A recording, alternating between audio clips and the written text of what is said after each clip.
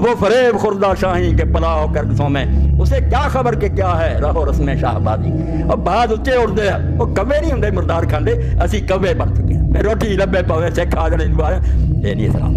یہ حسین تو سمجھ آؤں جی، اللہ توفیق دے۔ تو اگر ہم کچھ نہیں کر سکتے، آپ سب گواہ، میں اللہ کو حاضر ناظر کر کے کہتا ہوں، پتہ نہیں زندگی ہے، میں اللہ کی قسم دنیا اسلام میں جتنے حکمران ہیں ان سے برات کا اعلان کرتا ہوں۔ میں ان کو اپنے حق میں نہیں مانتا، ان کو میں تو شریعت کو اپنے ملک میں نافذ نہیں کرتے، میرے یہ حکمران نہیں ہیں۔ میرے دل میں جو آگ لگی ہے وہی یہی ہے کہ اللہ کسی دن زمین پر تیرا اور تیرے رسول کا جھنڈا لہرانا چاہیے، تیرا نظام جاری ہونا چاہیے۔ وہ ایک چپا پر زمین پر جو جاری کرے گا وہ میرا امیر ہوگا، وہ میرا امام ہوگا، وہ میرا خلیفہ ہوگا۔ یہ حکمران ہیں، متغلب ہیں، مسلط ہیں، زبردستی بیٹھے ہیں، ہم ان کا کچھ بگاڑ نہیں سکتے، بے بس اور مجبور ہیں۔ مگر میں نے آپ کو گواہ کر کے کہہ دیا کہ ریکارڈ کر لو کہ میں ان کو حقیقی معنوں میں اپنے حکمران نہیں مانتا۔ اگر میرے دل میں بھی آئے کہ یہ ہمارے حکمران تو اللہ کی کروڑ لعنت سمجھ، یہ نہیں ہمارے حکمران۔ ہمارا حکمران وہی ہوگا جو اللہ اور اس کے رسول کی کتاب سنت کے مطابق عمل کرے گا۔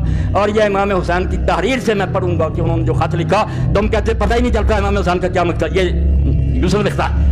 پتہ تو تب چلے جب آپ کے خطبے اور آپ کے خط پڑھے، تب آپ نے پڑھنا ہی نہیں تو آپ کو پتہ کیا چل رہا۔ امام نے اپنے خطوں میں لکھا کہ لوگوں ایک ہی اصولی بات ہے، نہ میں اپنے نانا کی گدی چاہتا ہوں نہ تخت کی ضرورت ہے۔ امام مسلمانوں کا سربراہ صرف ہو سکتا ہے جو اللہ کی کتاب پر عمل کرے، رسول اللہ کی سنت کو جاری کرے اور اس کی اپنی زندگی بھی خدا رسول کی مرضی کے مطابق ہو۔ نل امام سوائے اس کے کوئی امام نہیں، اور جھگڑا تو یہ تھا۔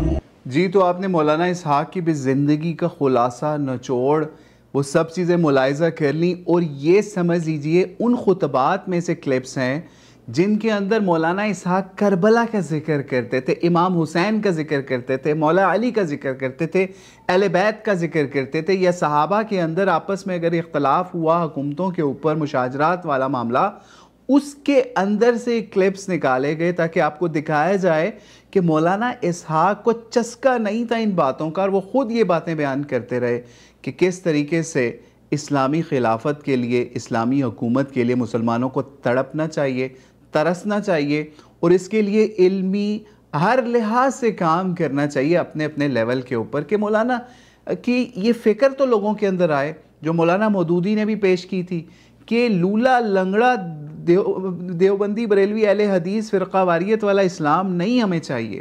آپ جیسے مرضی نماز پڑھیں، ہمیں وہ اسلام نہیں چاہیے، ہمیں اصل میں اسلام پاور میں چاہیے۔